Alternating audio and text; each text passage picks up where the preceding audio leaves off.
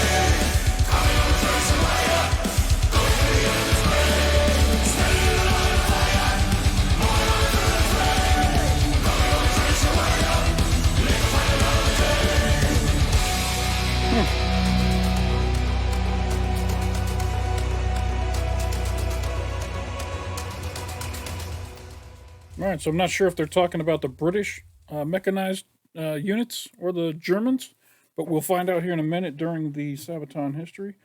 I like the song. The song is good, heavy metal, and the chorus is really fun to sing along with, so it's going to be a good one here for me. I appreciate it. All right, we got Joachim and Indian Idel here. This is Sabaton History number 56, The Future of Warfare, British Tanks. Oh, British Tanks of the Great War. Okay, so it was the British. I thought it was the Germans at first, but I stand corrected. And that's why Sabaton's important, because it teaches dummies like me stuff about world history that they didn't know. So here we go. Let's go ahead and jump into this history. You know what, Indy? I want to talk about tanks. The future of warfare.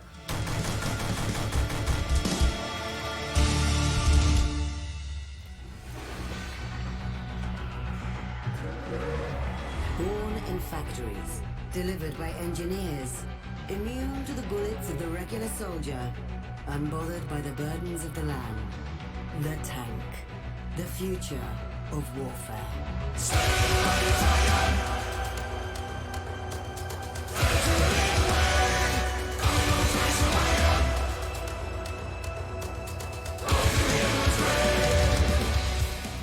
In the fall of 1914, in the Great War, the Western Front ground to a halt.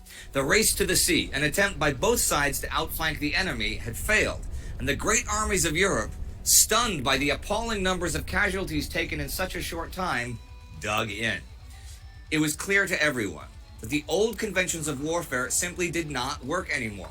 The destructive power of the machine gun, entrenched behind a belt of barbed wire, firing down a blasted, shell-hole-scarred no-man's land, had set the limits to traditional maneuver warfare.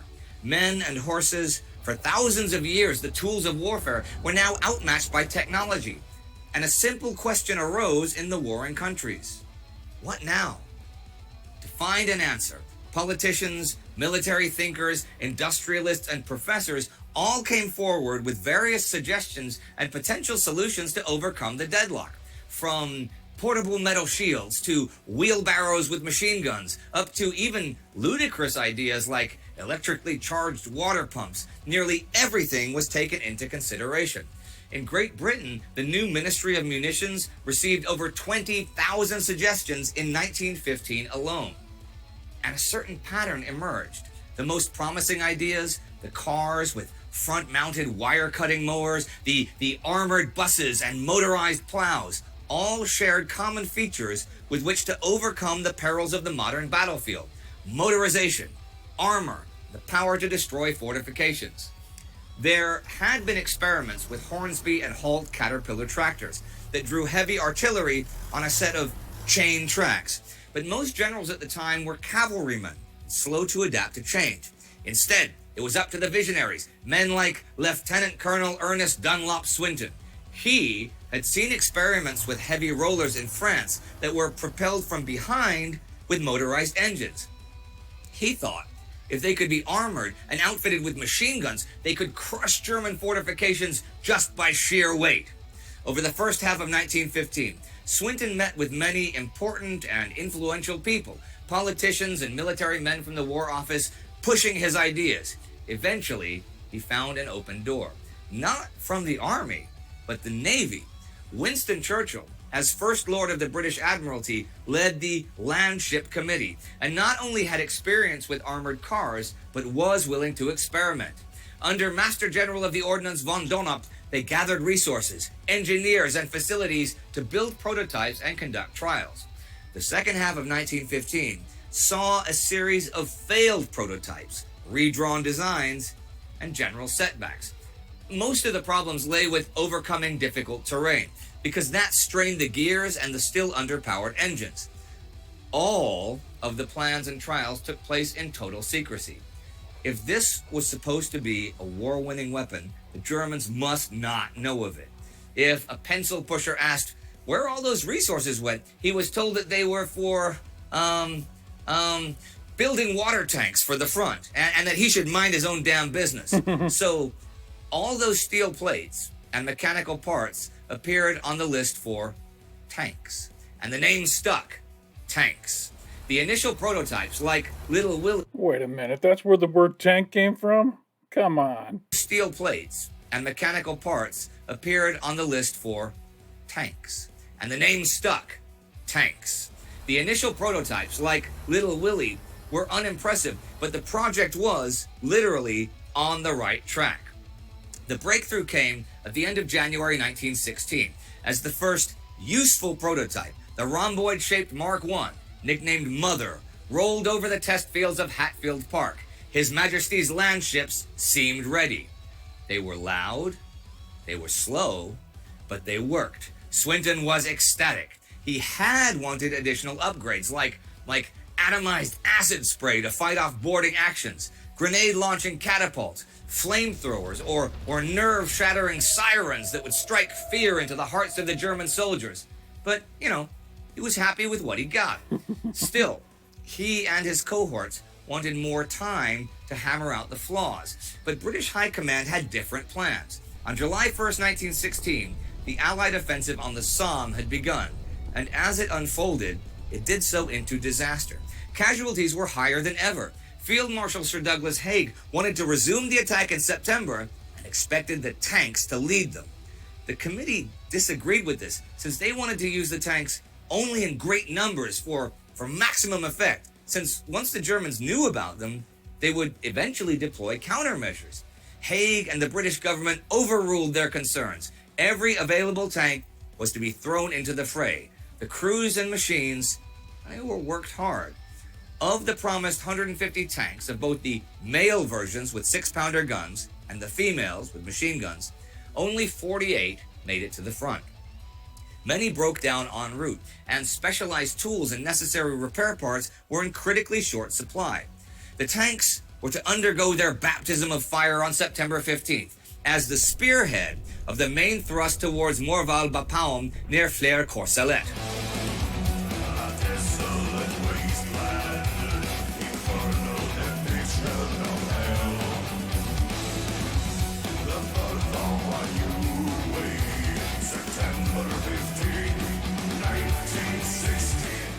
It was decided that the tanks would operate in small groups of 3.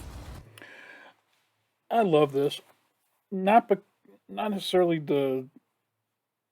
I love that I never knew anything about the origin of tanks. Sabaton has brought this to me with the help of this history lesson. And it's not at all what I would have imagined. If you'd have asked me where was the first tank, I wouldn't have had a freaking clue. I love that I'm learning this. This is so cool. And the history behind the testing of it, all the different prototypes, just very, very cool. I love this.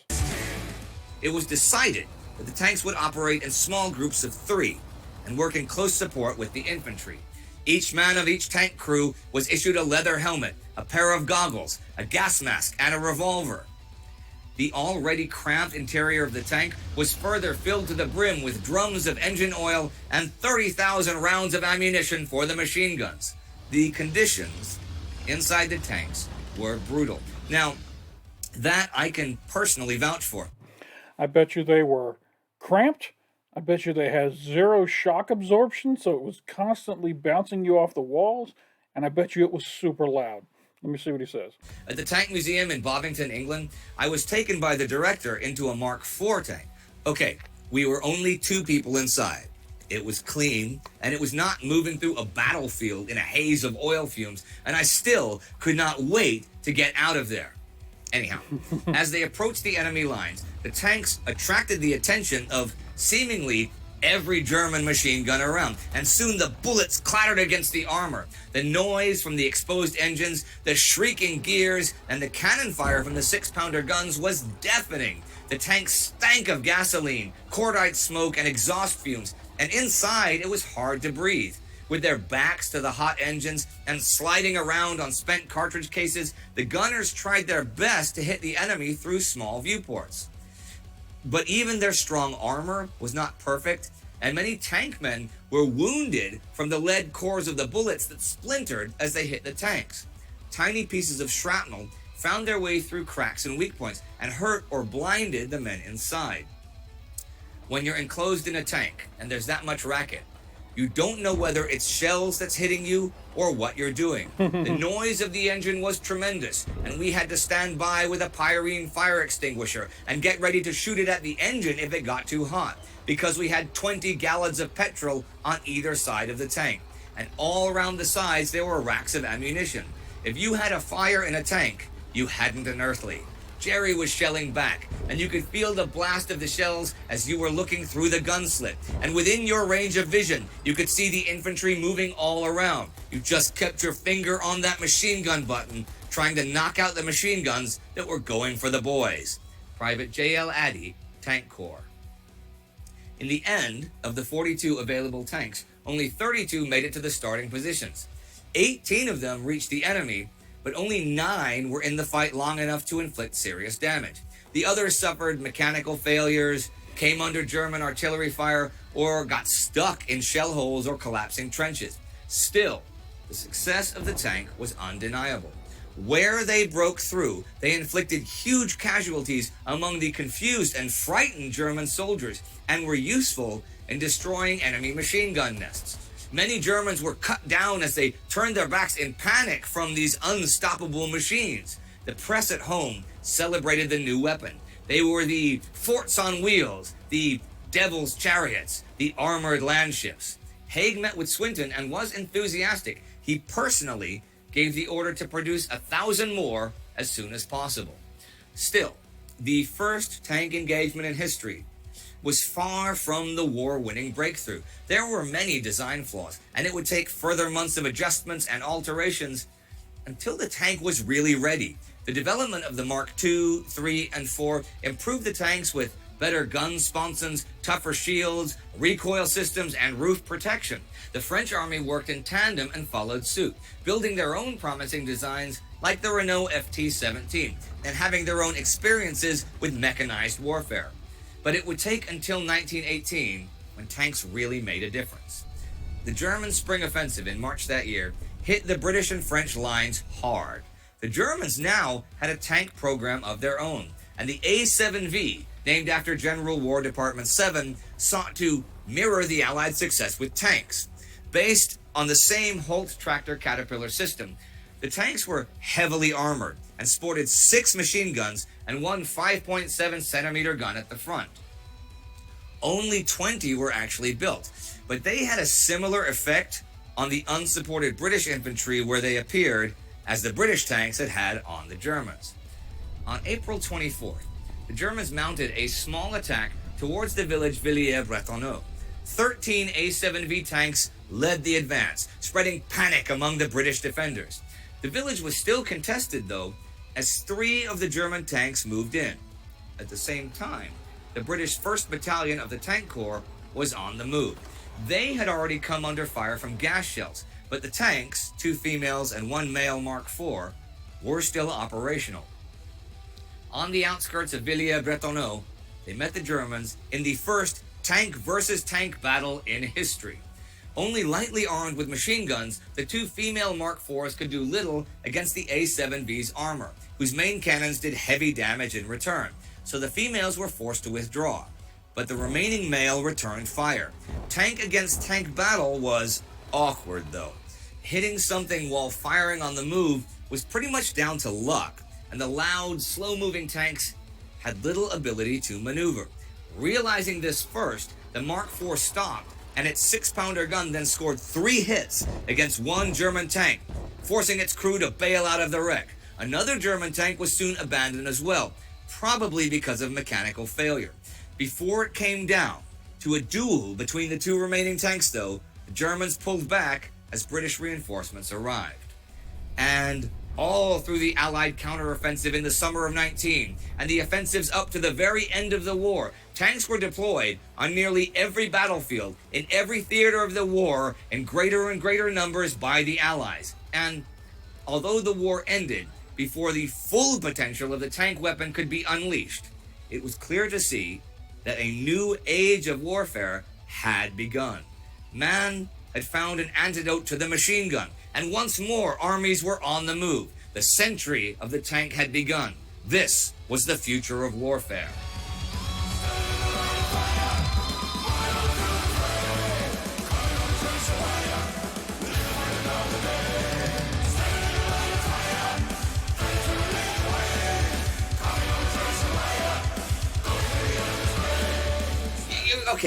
Okay, but enough about tanks. No. I know. Most of you guys are writing, enough about tanks. No. But there's other stuff to talk about. I mean, the future of warfare, I mean, just the whole idea of the technology made through, there's always leaps and bounds in technology. Like the 4 years of the First World War, 1914 to 1918, the world moved from 1870 to 1940. I mean, the leaps and bounds in technology, there was more medical advances in those 4 years than in any 4-year period before or since in human history, right? Well, think of other stuff that's come out of other wars and things that we use in everyday life, not just... That's really interesting. I mean, I heard, and I think it's true, that, you know, what we do model planes with, when we build battleships, you know, the tiny models, the super glue you use, and it's always sticking to your skin, you know, and you glue your fingers together. Is a further development of a glue that the Army, U.S. Army, I think, used to close wounds. They had to close them really fast. Which war is this? Vietnam War. They had to close wounds really fast because of infection risks. Oh, super glue would do that. I didn't know that, actually. I don't actually know if that's true or not. Neither do I. I've heard it, and from what I think is a reliable source. Maybe you guys can help us, because I'd like to know if that is true, actually. In that case, it's awesome. And the zipper, Cellucotton, mobile X-ray machine, GPS, the two-way radio, soy sausages came out of the First World War. Konrad Adenauer made soy sausages in his kitchen because the Germans were starving and they didn't have meat, so he invented the soy sausage, which is pretty cool. It's amazing. I'm not the world's biggest fan of soy sausages, but I understand that there are many of you soy sausage enthusiasts out there. That sounds soy sausage enthusiast. I'm sure somebody's going to write in and go, I'm a soy sausage enthusiast, and I'm very offended by these comments. You know what? I'm willing to bet that there's a lot of things that we use in everyday life that came out of a war that was a long, long time ago, not like some 20th century technology, things that we don't even know, but you could probably come up with a scenario. Like, okay, you go back like 25,000 years, right? 25,000 That's a long time. That's a long time. Let's say there's a war between Tribe A and Tribe B. Those weren't their real names. They've been lost to time. Okay. I mean, Tribe A has slings and stuff, right? And Tribe B has slings, but each guy only has one little stone, right? But Tribe A, they've invented bags, right? They have a bag, and they can carry a bunch of stones, and so they just keep slinging and stuff. And Tribe B runs away, and Tribe A is like, yay, we won the war because of this invention, this wartime invention. And then one of them goes, hey, you know what, guys? You could probably put a lot of apples in this thing. You know? And that's how the bag moved from state-of-the-art military technology to everyday shopping everyday shopping items that you have at home. Yeah. I'll tell you what, guys, though, seriously, think of things that you perhaps know that may be something that came out of the Napoleonic Wars. For example, like canned preserved foods. That came out of the Napoleonic Wars. I mean, because, as he said, an army marches on its stomach, and you needed to preserve the food and stuff. And this is something I would really love to learn more about. So I will be following the comments on this one really close. The older the war, the better, actually, for us. That's that, right? Just I mean, most of the stuff that's, you know, World War II and onward, I'd say we're fairly familiar with. Yeah, fairly familiar, at least a bit of it. If you find something, however, that's a bit more off the beaten path, those are interesting. Yeah. And even if it's something you have a question about, maybe one of our historians can help with that. Like the American Civil War, that was the first war where morphine was really used a lot, which led to the first great modern addiction in the United States in the late 19th century. There were thousands upon thousands of morphine addicts who had been given morphine during the war and stuff. So that's a little sort of a downside of something coming from out of the war as a positive thing, because morphine obviously has many benefits. Oh yeah, it's awesome. But it's got a downside too. It wears off. But I do like the whole concept that you thought of, the future of warfare, and now you were using tanks for it. The interesting thing is how something that seems so normal, mundane, and everyday today, once was a hot piece of technology, cutting edge. Yeah, how do you use it? People like, the bag. The the bag, wheel, fire, the radio, like, what's this? It's a two-way radio. Well, what do you do with it? I can talk to the guy in the plane, and he can talk to me. No, you can't do that. Well, I think that's really interesting. What's next? You're gonna tell me I can pay my bills through my phone one day? Okay, that's an interesting one. Yeah, So, maybe I will. yeah, I wonder. Let's see, and some ideas that you guys have for the future of warfare. Not things, well, maybe things that are going to kill people a lot, but like the zipper or the soy sausage, things that come out of a war. If you got any ideas, maybe we can get them before the war, so we don't have to go through the war. Actually, it's a good idea. All right, that's it for today. And that was a very interesting episode, for me anyway, of Sabaton History.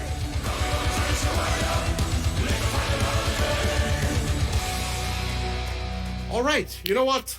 Thank you all for joining and supporting this channel. And please remember to check out Indy's other channel as well. There's Time Goes to World War II, Between Two Wars. I don't know what he's doing. He's doing so much. Anyway, thank you all. Become a Patreon. Check out other episodes. We've done quite a few right now. So, yeah. Until next week. Bye-bye.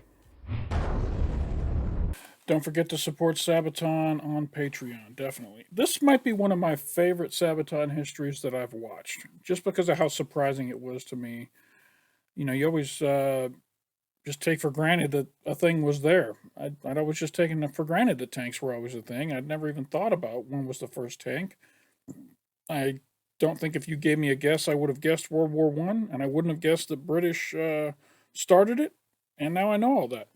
And when I hear Mark IV, I know exactly what they're talking about. Very cool, very cool. All right, let's have a little fun here. Let's go ahead and check out this Future of Warfare building blocks video, and we will wrap up this reaction after this. Here we go.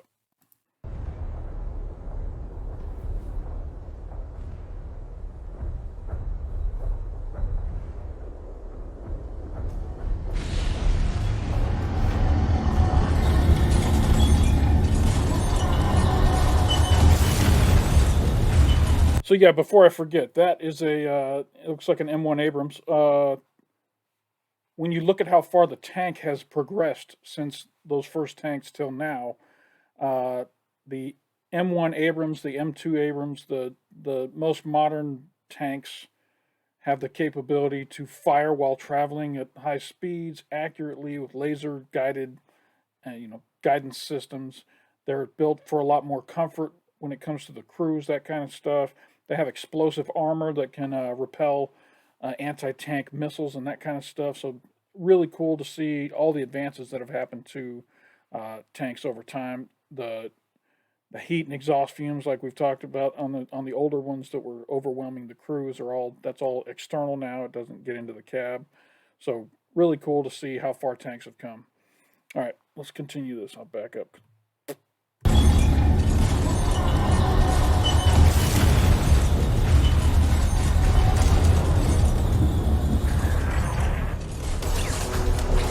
And I think I just said M2 Abrams. I think it's actually the M1A2 is what it is.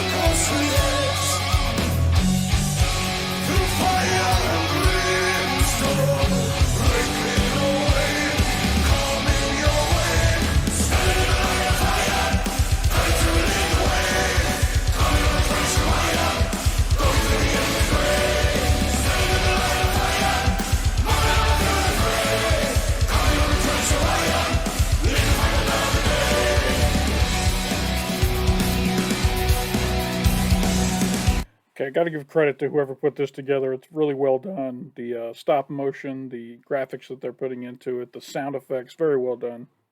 I bet you they had a lot of fun putting this together. It probably took a long time. It sanitizes war so much when you put it in toy form. You know what I mean? It takes away all that dirt, grit, and blood. and makes it all shiny and clean, you know. The spell has been broken. A new way to wage war has come. The future of warfare for all to be seen. 1918. The new world approaches. The level at unknown. Mechanized warfare. Breaking away. Coming your way. Standing alive. Fight to lead the way. Coming to push you higher. Going to the end of the way. Standing alive. Mile through the fray. Coming to push you higher. We'll fight another day.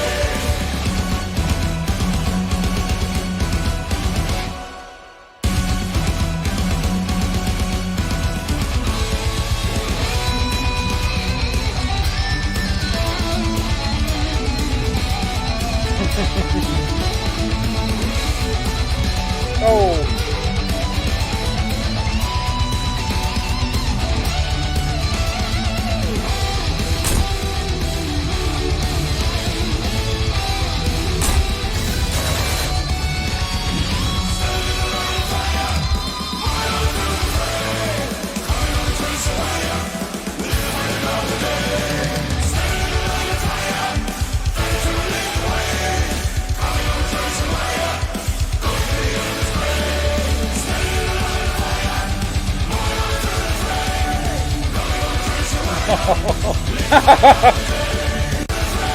sorry, this guy, the blood is great here.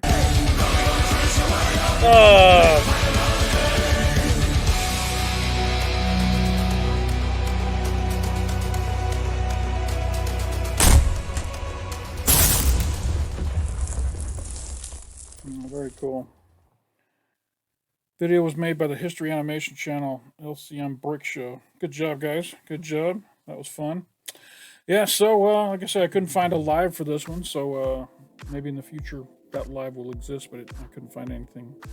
So that's where we'll wrap this one up. If you guys enjoyed this reaction, hit that like button down below. It doesn't hurt you at all, and it helps me out a lot. Lets me know people like my stuff. Encourages me to keep going. If you're not subscribed to the channel already and you want to come along for the ride, we do a lot of Sabaton on this channel. Hit that big red subscribe button down below, let it turn gray, and that'll let you know you're subscribed to the channel. And if you hit that notification bell right next to it, it'll let you know anytime we drop some new content over here on Touchy Reactions. We do Sabaton on Saturdays and Sundays right now.